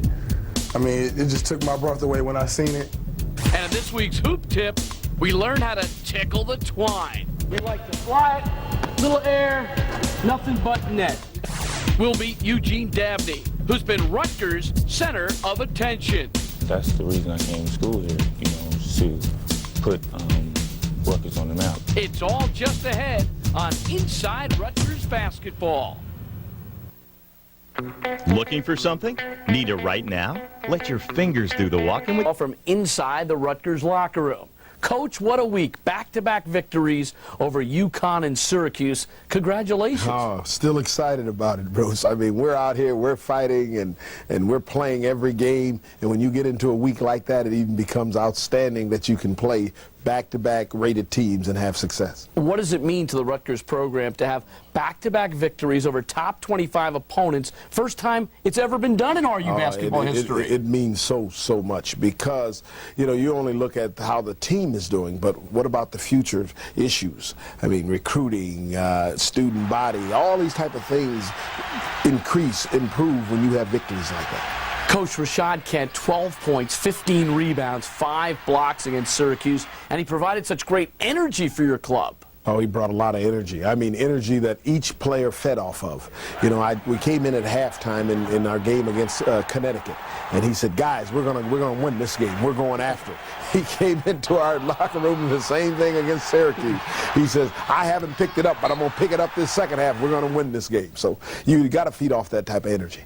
Gary, before we get to the highlights, let's talk about Jewel Wiggins. Oh, yes. Defense. Oh, man, I tell you. And he came in to start the game and hit a couple of shots to get us right back in it.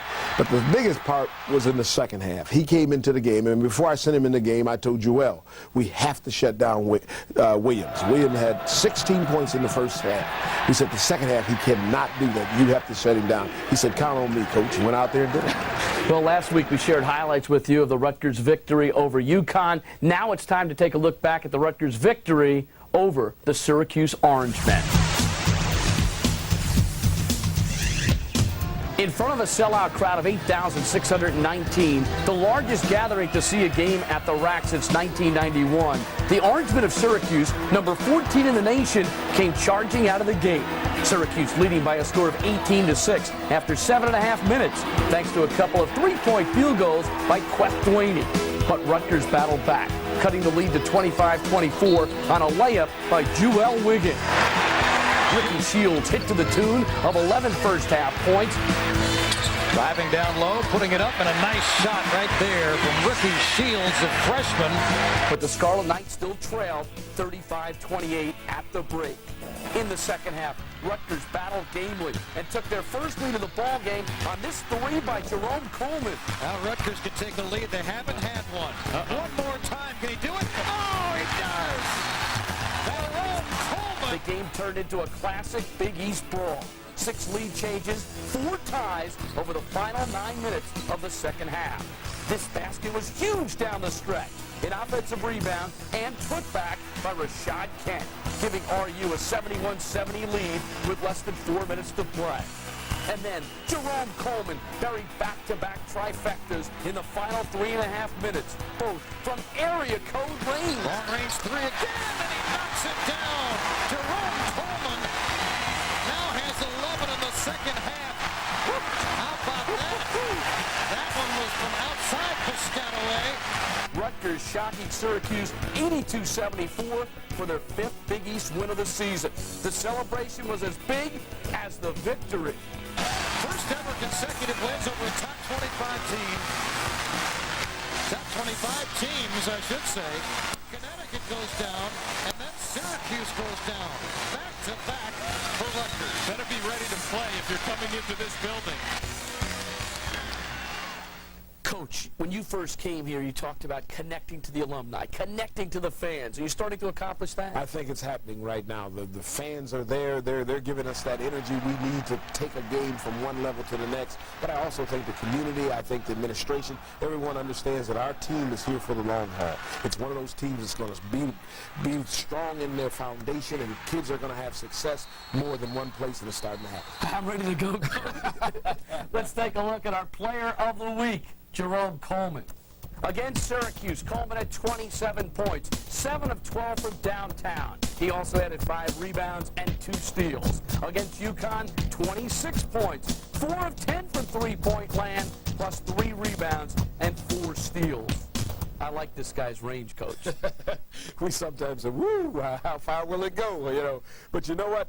I got to give him credit. He still has confidence regardless wherever he shoots the ball. And sometimes he's trying not to have a defender come up in his face, and he's trying to get the open shot. A lot of kids look at that line, and they go to that line and try to get themselves as close as they can in the line. Doesn't faze him. He looks for the opening, and if the opening is 30 feet, it's up she goes. Well, coming up next, we're going to have a tour of the Rutgers facilities, including this locker room. Kareem Wright, a co-captain of the Scarlet Knights, will help us out in that regard. Inside Rutgers basketball continues in a moment.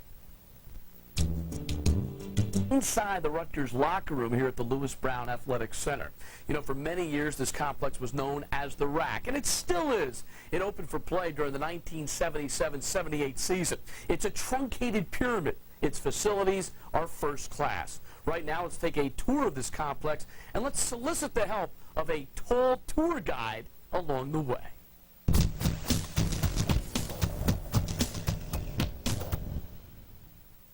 Hi, I'm Kareem Wright, Rutgers Junior Center. Come on in, let me show you my home. As you walk down here, you can see got the nice carpet with the Scarlet Knight logo on it. Farther down, you see we got our main man relaxing in the corner. Everybody make sure you say what's up to him before we come in the locker room. Go out for games. Let me show you the rest of the locker room.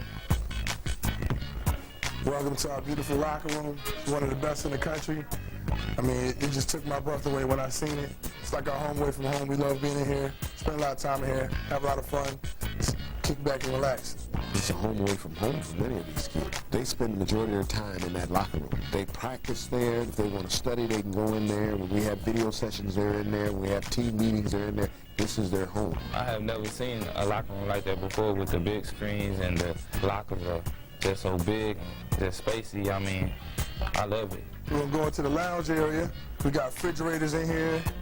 You can go in here and get a shake. Keep things in there where you can refresh yourself after practice. We got TVs everywhere. TVs, they rotate. We got TVs on double sides where you can sit back and watch TV. As you can see over here, this TV rotates so that no matter where you are in the locker room, you can see it from just about any angle. It was truly amazing the first time I stepped foot in the locker room to know that, you know, college athletes could receive such a gift. This here, when I first came in here, I was just blown away. This is unbelievable. I mean, it's like a little home theater, surround sound. You got speakers all over the place. As you can see with the TV, we got little special places you can put tapes and stuff like that, watch all types of movies and films of each team that we play. I really like the theater. You feel like you're at the movies, but at the same time you really can't relax because, you know, you have to be paying attention to what the coaches are saying. So I really like the little theater room they have in there. Coach does his pregame speech on his board, keeps his mother's name on the top of the board, had awards for inspiration. Something like this when he does pregame, try to imitate Coach a little bit. He's like, guys, you got to get on the ball in the low post. And when you get the ball on the wing, you got to pass it around and swing the ball and look inside. Boom. And by the time you get done, you're going to have right here, and you're going to have an overshot right here in the middle. All right, guys? That's what you want to try to do. Get the ball down the court, and we're going to run straight down just like this. Y'all understand? I hadn't made my decision when I first came in, but when I got here, I didn't want to seem like I was too overwhelmed. But when I walked in and saw the leather couches, the TVs, you know, I was like, wow, now this is what I like to see. This is where I need to be, you know.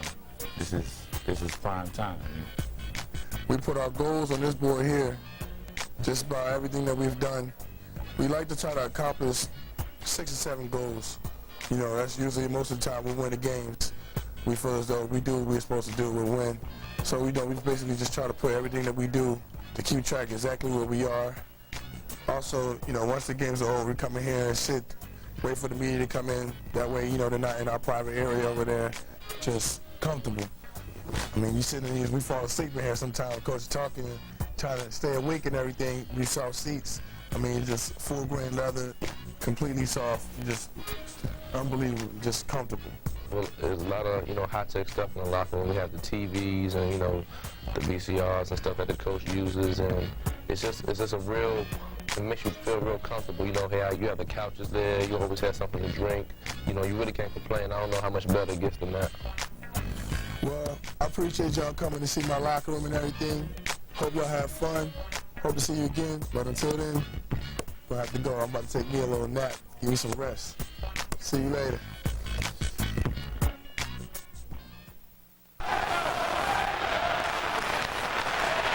Little Johnny breaks away. He shoots. He scores! Until he can get you a spot on the New York Rangers, there's the Junior Rangers Club, where even little Johnny can feel like he's part of the team. Join free and get great stuff like an invite to follow your team like... Welcome back to Inside Rutgers Basketball from inside the Rutgers locker room. I'm Bruce Beck along with the coach Gary Waters. Coach, we got a good tour in that last segment. What do you think of the facilities overall? Oh, tremendous. You know, I would have to rate them as one of the tops in the Big East. You know, the basketball facility, the locker room setting, you know, our video setting, everything we have is of high quality. And when you have that, players learn and develop in those type of settings. And you know, I have to be fortunate to have these type of things. Absolutely. Coach, you've got 3 victories this year over top 25 teams. Is it too early to start talking about postseason? Do you try to stay away from that talk with your guys? Yes, I do. And in all sincerity, I don't think we're even a bubble thought in the committee's mind right now. So, I mean, you really have to do well to go ahead into the postseason tournament, talking about the NCAA. So we just take one game at a time. And now if something great happens, then we get near the end and we're still playing as well as we're playing now, then you have to start thinking about those things. Gary, talk about this Big East Conference. On any given night, a team can knock off another team. It's crazy. And it's happening every night. It's not like, you know, you go 2 weeks in a row and then someone makes an upset. It's happening every single night. You know, look at Providence beating BC. No one ever thought of that. All of a sudden, that great defense that they play came into place and they end up beating them. Your next game is against St. Peter's. And although they're struggling this year, they are a Jersey team, and they'd like nothing more than to knock you off. And you have to keep your kids focused when you play a team like that, because they're not one of those teams that people are considering, and they have everything to gain and nothing to lose, so they're going to let it hang out. But it has to also prepare us for our next outing. After St. Peter's, it's Notre Dame. The second time you'll be playing the Irish in less than a week. Does that complicate things, Coach? You know, some people said it can. I don't believe it can, because you're playing them within a short period of time, and they can't change a whole lot of things, even though they think we can't change a whole lot of things. So we have things behind the door we're working on. But, you know, I think it prepares us, and, you know, win or lose, you have to be ready, okay, to play them immediately, and that's something I think is pretty good. You think about it. We played West Virginia within a week. Right. And we came out with our best outing on the road the second time. Maybe that trend will continue. I hope it does. Coach, I like your shooting percentage lately, including the 49% you shot against Syracuse. Not only are you taking good shots these days, but you're burying them. And that's right, and that's something we have not been doing over the long haul, and that's something we're trying to get better each and every game. So when you see something like that occur, it shows that we are improving. All right, it's time for our hoop tip this week, and this is on shooting. And I know you think Coleman's got good range. Wait till you see another fella in this video who buries one from pretty far. You know, that phrase is all over the country. It's someone that can outshoot Coleman. I don't know if I can outshoot him, but let's take a look at this week's hoop tip. Our topic is shooting. My favorite tip, shooting. Larry DeSempler, assistant coach of the Scarlet Knights, is here to explain how. Let me tell you what, Bruce. A lot of things go into the art of shooting, and it's not something that you should just jump out and try to practice on your own without knowing some very important fundamentals to get you on the right track. Well, a lot of times you'll see young guys and young girls trying to shoot the basketball from too deep, and when you do that, you're putting the ball back and you're cocking it up there and you're more or less throwing it at the rim. You don't want to throw the basketball at the rim, and you want to get yourself inside where your strength and your abilities match up, and you want to shoot the basketball with all the proper fundamentals. We're going to start out here very close underneath the basket. The first thing you got to have is great balance. So you need to be in a comfortable position, okay? One thing you want to do is you want to make sure you keep your eyes focused on the rim at all times. And don't get in the habit of following the ball. If you're following the ball, you're thinking, I'm not sure where the shot is going. When I keep my eyes focused on the rim, I know that's exactly where I'm going. That's what's happening. That's exactly right. You're zoned in. You're focused in. Now, the other part of this is that when you take the basketball, I want you to pull it up here. We're going to shoot just with one hand, so I want you to drop your left hand down. Now, what you got here is you got your arm shaped like an L, or even if you use the wrist and on down, that's like a C. Right. And that's a good form to have. Now, you want to make sure that this elbow is going to be lined up over top of that knee, and that knee goes right above the toe. So you're going to be in a very straight line going right at your target. What we got here is we got great balance, all right? You're comfortable, you're ready to go. Yeah, you got great balance. All right, now your eyes are focused in on the rim. You got it. You're going to put the ball up here, and you're going to go with one hand. That's right. You got your elbow underneath the ball, which is over top, direct line over top of your knee and your toe. And now you're going to lift it, shoot it out of the phone booth, and you're going to snap it and put it right in the bucket. It's important to not try to throw the ball at the rim. And what happens is a young guy or gal might not have the strength to get the ball all the way up to the rim, so they really try to throw the ball at the rim. A phone booth is a nice, tight, confined space. It's very skinny, and to get out of that phone booth, if you're going to shoot out of a phone booth, you'd have to literally throw it up out of the top of it. And so when you shoot, as long as you're lifting that elbow straight up and shooting out the top of the phone booth, you're going to be in great shape, because that's going to provide the arc that's needed to get that ball to drop. Pleased? Very pleased. Fantastic. Let me be honest with you, though. This zone is almost more difficult for guys like me.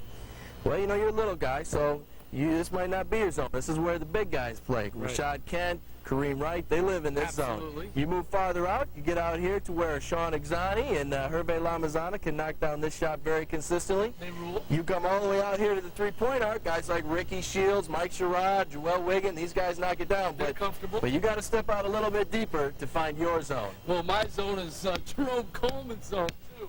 We like to flat, little air, nothing but net, you know? I think this is my house. You got any eligibility left? Perhaps.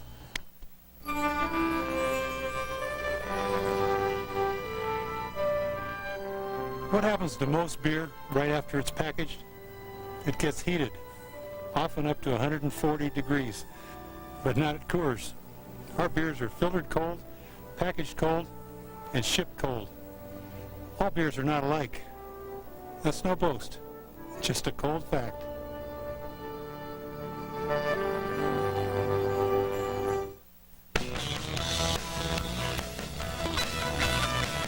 How fast can you make brilliant color prints in your office? With a Xerox Phaser 2135 color printer, you can make 21 color prints per minute. That's more than 3 times faster than HP's fastest color laser printer. Hey, catch us if you can. The Phaser 2135, one of the family of Xerox network printers. Inside Rutgers basketball continues. He scores and rebounds. He's in the starting lineup and averages almost 20 minutes per night. He had 9 points, 4 rebounds, and 2 blocks in the upset victory over UConn. He's from Birmingham, Alabama, 6'10", a junior, and he wears number 5. His name, Eugene Dabney. This week, he's in our night profile. Yeah, I enjoy blocking shots. That's one of the things that I pride myself on.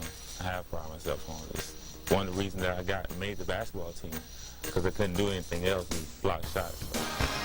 So it's definitely one of those things that I take pride in. Dabney has always been a good shot blocker. A matter of fact, he's ranked in the top 10 in Rutgers history. I think it's come naturally to me, you know, me being taller than everybody else. And just understanding when people like to get shots off is just one of those things that just came naturally to me. He can shoot the ball, shoot threes. He can rebound the ball. You know, the thing I think he needs to do is just become a little bit more aggressive in his post-ups. Then go up and really try and maybe dunk the ball sometimes or draw more physical contact to get to the free throw line, because he shoots free throws well. You know, and he just got to go out and just leave it out on the wall. But, I mean, Gene plays hard. Second rebound, Kent is Dabney. Little jump hook and it knocks it down. Yeah, he's got great size, excellent touch. I think being one of the older guys, being one of the 2 guys that has gotten a lot of minutes in the program, I feel like it's my job to not show them the way, but, you know, tell them things that's coming up so they'll be prepared for it.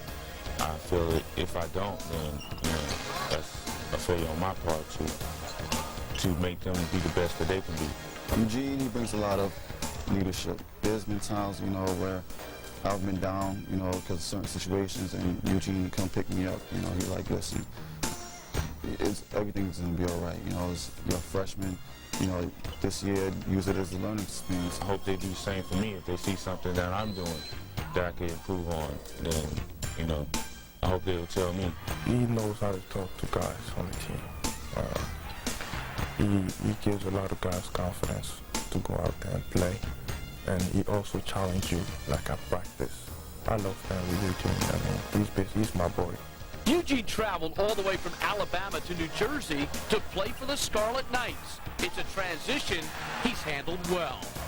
I mean, it's not similar, but, I mean, it's small differences, you know, it's more people in this area, more different kinds of people, definitely. You know, going to school, high school, where the majority black, you know, just the different ethnic groups. It was a big culture shock, you know. Despite a devastating knee injury, which required multiple operations and months of physical rehab, Eugene has come all the way back. Yeah, it was very difficult, you know. Coming out of high school, you think you're invincible. So I had never missed a game for an injury. It was just like, you know, I can't play for a year. It was mind-blowing. But once I got, you know, back into rehab, because it's just one challenge that I was just going to overcome. Nice touch from the outside. Eugene Dabney. Right now, I think he can shoot the ball, so we might go 4-on-1 in sometime with him in the game because guys got to guard you. If you don't guard, you get a shot. And that's been the, you know, we look for mismatches, and we're going to use him in the best way and put him in the best situation for him to be successful. So what's it like these days to be an important part of a program on the rise? Definitely, you know, I mean, that's the reason I came to school here, you know, to put Rutgers on the map, trying to help put the team on the map. It's great to watch because early in the year, the play that Ricky made to Jerome to hit the first three, he wasn't making that play, and now he's making that play. And it's just exciting to watch and see players develop like that.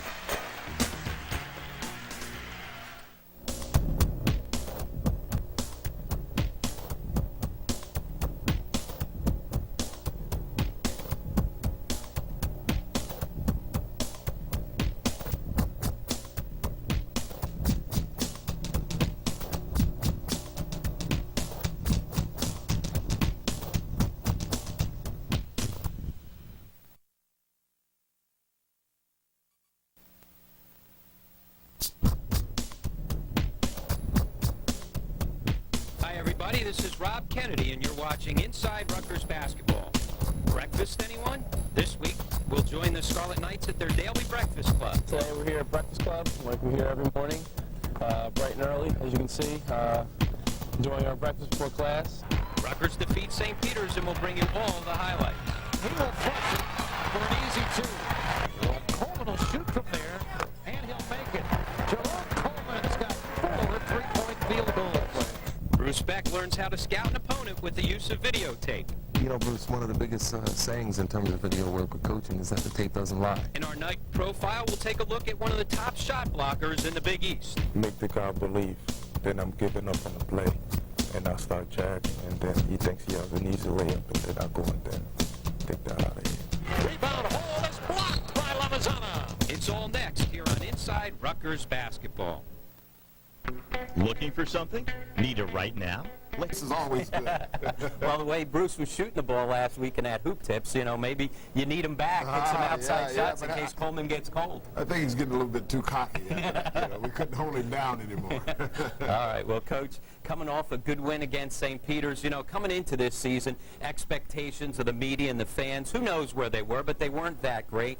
15 wins already, to use a football term. Now all of a sudden your team's postseason eligible. Have they even exceeded your expectations? Well, you know, from the very beginning, I think they had. But after we started getting into the season and doing things, I think that they start creating their own expectations and goals. And now they feel that they're on track. And that's, you know, that's what you want to feel. You want to feel you're moving in the right direction. We talk about the 15 wins coming off the win against St. Peter's. Hey, you still have plenty of games left, including 3 more games in the RAC, a place that it's been tough for opponents to win in. You guys 12-1 off that St. Peter's win at home. The RAC has really been a home court advantage. It's been dynamic for us. I mean, the fans, the community, the spirit that's all in that place. We look forward to them helping us out in the situation. All right, well, talking about the St. Peter's game at the RAC, let's take a look back at some of the highlights from Monday night's win. It was a non-conference battle at the RAC between local rivals, and the Scarlet Knights would take control 5 minutes into the game, scoring 12 unanswered points en route to an 18-1 run over a 7-minute span. It's inside of Rashad Kent. Left-handed goes in. Blocked by Eugene Dabney, and here's Axani running the court, and he will flush it for an easy 2. The Scarlet Knights controlled the ball in the first half and took a 44-31 lead into the half. In the second half, it was more of the same. The Scarlet Knights would come out of the gates flying and would never look back. Together. Wild shot, and it went in. Ricky Shields. Jerome Coleman led the way for Rutgers with 21 points. Coleman knocks it down. He's just giving him a solid game. Coleman has come out very workmanlike. Coleman will shoot from there, and he'll make it. Jerome Coleman's got 4 3-point field goals. Ricky Shields would add 16 of his own, and the Scarlet Knights, with 4 players scoring in double digits, defeated St. Peter's 80-63. Well, Coach, you get a game like St. Peter's in the middle of your Big East schedule, and it's set up to maybe give you a little bit of a breather, but sometimes it doesn't always work that way. I thought your team showed good maturity right from the start, getting out to the big lead, 25-6, and that kind of set the tone. You know, I was a little concerned at the beginning, not because of having a letdown, but because I was talking to the kids about the game following this, the Notre Dame game. And, you know, we lost to them last week.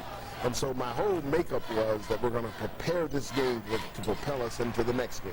And I was hoping they did not look past St. Peter's. But in the first 10 minutes, I thought they did a very good job. They came out, they attacked, they got the ball inside, they scored from the perimeter. They did what we asked them to do. And you know how kids are. They know about teams. You know, you can't, as a coach, you start saying, hey, St. Peter's a scrappy, tough defensive team, which they are. Bob Leckie does a good job with his team, but no matter what you say, guys know that they have just 4 wins coming into it. Do you have to use sometimes some different motivational tools to keep them focused? Well, you know, one of the things we did in the locker room before that game is we said we're going to play against ourselves. Forget about the opponent. We're going to go out there and we're going to concentrate on the things we have to accomplish in this game and see if we meet our goals by halftime. If we haven't, then we're not playing against ourselves. We're worried about other things. And so I think our kids did a good job at that, even though you may have to get a little verbal with them, you know, to encourage them. But reminding them of those goals every once in a while. That's right. But they came out, and I thought they did a good job. All right, Coach. Well, time for a break. And when we come back, we'll take a look at the Breakfast Club, your early morning breakfast with your teams right here in Brower Commons. Stay with us. Welcome back to Brower Commons here on the campus of Rutgers College in New Brunswick. You know, when Gary Waters first took over this program, he said that his program would revolve around 3 core values: family, first class, and hard work. Well, it takes a lot to build a family, not just on the basketball court, but you got to get an opportunity to know your kids, and your kids become comfortable with you. Well, for Gary Waters and his staff, it starts every morning right here in this cafeteria with their Breakfast Club. This is the scene every morning around 8 a.m. The Rutgers basketball team makes their way from their dorm rooms to a family-type breakfast as a team. Hi, I'm Connor Fox, senior at Rutgers, 2002. Today we're here at Breakfast Club. We're here every morning, bright and early, as you can see. Enjoying our breakfast before class, get together, and as you can see, everybody's having breakfast and enjoying after the game. In the morning is the time we get together as a team for Breakfast Club. What does Breakfast Club mean? When we get together to prepare ourselves for the day. Each guy comes in, they get a good healthy meal. They concentrate on what they have to get together for the remainder of the day. They converse with one another and just be themselves. It's not about changing and creating something different. Just be themselves for the day. And then we go out and we enjoy ourselves the rest of the day. We got Rashad over here. Rashad, I mean, is what he called the worker. He works at the food. He works at the game. He works at everything. This is the worker. He's about work. We got some young men here that are really eating it up. You know, Hervey's probably one of the ones that takes care of breakfast the most. I mean, he adds a lot of stuff. You know, the whipped cream, and I mean, he works his eggs with the cheese. I mean, Hervey, that's Hervey. Yeah. You got Jerome here. You know, he's the cereal man. You know, all different kinds of little cereals he brings in daily. Yeah, that's Jerome. and you got the right here. You got Jason the Dipper. He likes to dip into this thing. Then you got Mike over here, the sneaker. He sneaks it out before he gets to get anywhere. I tell you. I mean, even after the games, he sneaks it out. Most of the seniors are here. As we show the young guys what we got, you know, get up in the morning and make sure we get the job done. We got Kareem Wright leading the way. Leading the way. Jerome Coleman and Mike, roommates, you know, showing up nice and early. Justin Pysaki here. Mitch Garrett over here with his lady friends. You know, we're all just make sure we get a good breakfast for Shy Cat here. Showing up, captains are here, and you know, we all sit together and enjoy the day together, you know, before we come to practice and start our day. Well, coaches want us to, you know, get up. Coffee? No. Whole family atmosphere, you know, going early in the morning. We're going to have a full day of practice, so we need the nutrition. We all eat together so we can talk and, you know, just eat a balanced breakfast and just get started for the day. I think it's a good thing. I think it gives us all an opportunity to kind of hang out with each other, talk about stuff. It's not necessarily basketball, it's just talking about anything that's on our minds. So just being together and this early in the morning, you know, you get to like give them a feel for each other, so when you see each other at practice, you already know what's going on in each other's lives, so it's a good thing. After breakfast, the day begins. Another day in the life of a student athlete at Rutgers University. That's enough of breakfast for us. Get ready to get up out of here, go to class. Hopefully y'all can join us next time, you know. Thank you.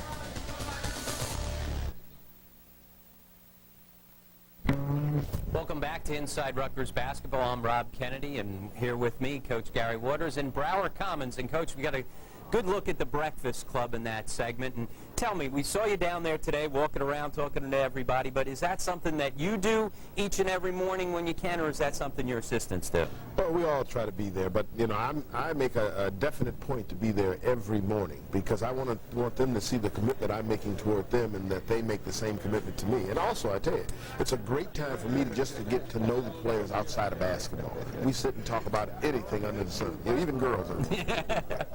All right, well, a tough part of your schedule coming up. You just got done with Notre Dame, and now you turn your attention to Miami at high noon on Sunday. Boy, that's a big game. Oh, it's very big, and they're playing good basketball. And, you know, we're going to have to do some things to be able to compete against them because they're so big at all positions. You know, they're two-man, 6'7". They're point guard, 6'8". I mean, these are big guys, and so we're going to have to do some things. Well, like you said, Coach, Miami is playing real good basketball. They come into the game ranked 13th in the latest poll, and they're a very strong and talented team. Any specific keys for you if you guys are going to be successful on Sunday? Well, let me say this, Rob. There's some things that you have to do, and there's some things that you want to do. Doesn't always work that way. No, that's exactly right, especially against the talent that we're playing. They're so big. They're a good zone defensive team. We're going to have to break that zone down and get inside of them. You know, they're big. They take up a lot of space. That's going to be a key. Another thing is we gotta speed them up a little bit. We got to make them play a 94-foot game as opposed to a half-court game so they can pound us in and get where they want to get. So we're going to have to speed up the tempo. We're going to have to push the ball at them. It's going to be an interesting game. You talk about speed and pushing tempo and getting pounded. These are the dog days of February, coming down the toughest part of the season when guys start getting banged up and nicked up. Is that something that you and your assistants are aware of? And using your bench, I would think you've been able to use your bench a lot this season. That probably helps you keep some fresh legs. You're exactly right, and that's something I believe in. And I even do it at practice. You know, as time goes on, we start the season off, we'll practice anywhere between 3.5 hours. Then we'll break it down to 2.5 hours. Now we're getting to a point where we're an hour and a half, just to keep their legs so when we get into the postseason, we're ready to compete. Doesn't get any easier in your next game coming off Miami. You've got to go to Pitt a team that beat you here in the RAC, one of the few teams that's been able to do that this year. Let's talk a little bit about the Pitt Panthers. They come in ranked 14th in the country, so you've got back-to-back games again against ranked opponents. Well, Rob, you're making it difficult on me again. I tell you, and that's the beauty of the Big East, and that's the reason why I'm in this conference, because every night you got to play against someone that you have to compete against, and you can't hold back. You have to bring out your best game, because they definitely going to bring their best game against you. They're playing hot basketball. If you remember, they went into Syracuse and won. Not many people do that. No. And they came in here and won. Not many people do that. Yeah, exactly, especially this year. That's right, and so we're going to have to go there, but it's two different types of games. We're going to play Miami one game, then we have to regroup ourselves and mentally start preparing for another game to play them. And because games are so different, preparation becomes so important, and now you get to breaking down tape and things. Talk to us a little bit about videotape preparation. Oh, that's a key factor, and we have a person heading that named Ben Parisi. He's doing a great job. He's new this year, and he's made a commitment, and we even get to a point where every player has a tape on the players that they have to compete against every game. And they have to take it home. It's like another assignment. Yes, another assignment. And also, they have the breakdown tape of that team. So, our kids are very, what I call studious when it comes to the tape understanding. I think you have to be a student of the game to be as well as a player of the game. All right, well, it's time to take another break. And once again, it's time for our hoop tip. A little different this week since it took about 37 takes for Bruce to hit that deep three last week. We figured we'd take it easy on the cameraman, and he'll be with Vin Parisi, who we were just talking about, who breaks down the videotape. He's going to show Bruce what that's all about. It's a pleasure to be joined by graduate assistant Vin Parisi, who spends a great deal of time with video. And Vin, I'd like to know what all the local stations in New York are doing. No, not really. I want to know about college basketball and how important video has become. Video is huge, Bruce, especially in our conference. Being in the Big East Conference, 99% of our games are on TV. And this is why we have this great film room here. This is why we have all these VCR satellite dishes. It's because every opponent we play is going to be on TV, so we might as well be ready. How many games do you want to see from that opponent? Well, we like to look at the last 5 or 6 games, their most recent games. It's harder earlier in the year, but you can never be too sure. If it's one thing I learned, the one tape you don't have, it'll be the one that Coach asked for. All right, Vince, so what about your next opponent? Can you show me some video? Well, now, Bruce, before we even move on to the next opponent, the biggest thing we need to look at is ourselves. Why is that? Well, before we even move on to our next opponent, we need to see what we did the night before.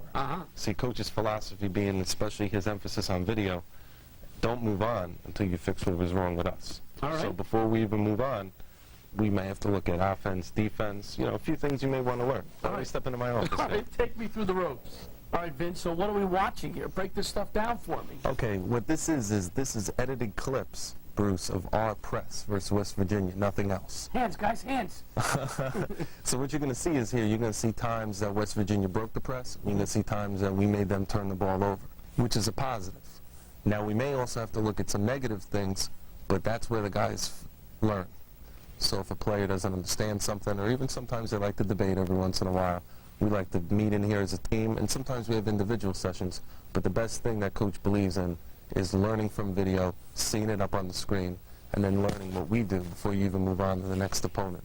Bottom line, repetition here, is that the key for the guys to see them doing something over and over? That's the key for the guys, and this coach right there, he likes to believe that the kids aren't going to learn it by just preaching it to them. And that's the biggest thing. Video shows them what they did. How does a kid handle the negative versus the positive? I mean, isn't it good to just show them doing stuff well?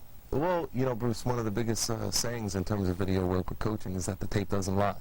What about the concept of showing all the offensive stuff in one sequence and all the defensive stuff in another? Does that make sense? Yeah, that does make sense because you're seeing repeatedly what you're doing at one end of the floor and what you're doing at the other end of the floor. That's actually, Bruce, now that you bring that up, when we advance scout, one of the ways that Coach likes to watch tapes. That's how that's one of the things he likes to do is watch all the offense first, all the defense second, instead of watching the game back and forth. All right, it's been a good experience in here. Well, I hope you learned something here. But there is a lot of work that goes into it. That's the bottom line. Yeah, there is. Everyone at home to know, right? Definitely, Bruce. Get some sleep. Okay, thank you. Inside Rutgers basketball, one thing we like to try and do in each and every week is give you an opportunity to get to know one of the Scarlet Knights a little bit better. And this week in our Scarlet profile, you get a chance to meet Hervé Lamanzana, the very talented 6'10 sophomore forward from St. Pat's of Elizabeth.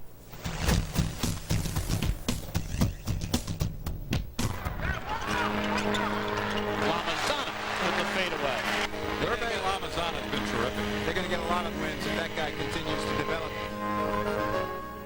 Developing into a Big East basketball player requires many adjustments, but none as big as the one Hervé Lamazana made when he moved from his home in the Ivory Coast. The language was the most hard for me, but it was fun. After I started learning the language, I had to get adjusted to food and talking to people, how to look somebody in the eyes, and I wasn't used to do because it's disrespectful in my country, and I have to learn how to do that too. It was that hard, but I came to a long way, so everything is fine. Lamazana's progress as a basketball player proves even more astonishing because the only dribbling he did growing up in Africa was with his feet, becoming a top-level soccer player. Soccer just helped me with my athleticism. I wasn't really a big fan of playing basketball, and my first time I went on a basketball court was basically for soccer ball, and then I looked at the rim and I tried to dunk it, and I did it, and I kind of like enjoyed it, and from there I started to play basketball. An overplay by Lamazana. Goodbye. Oh, my goodness. Skills. He's got lots of skills. Blocked by Lamazana. How about another block? Rebound hole is blocked by Lamazana. I know when to go for a block and when not to go for it. Sometimes I basically kind of like make the guy believe that I'm giving up on the play, and I start jagging, and then he thinks he has an easy layup, and then I go and then take that out of it. I just do the blocks for my team, my teammates, and be able to help them. But the threes is like basically my strength. Lamazana for three. He's got it. Tied at 85. That's where he belongs. Georgetown, they didn't expect me to come out that way. But watch Lamazana right here.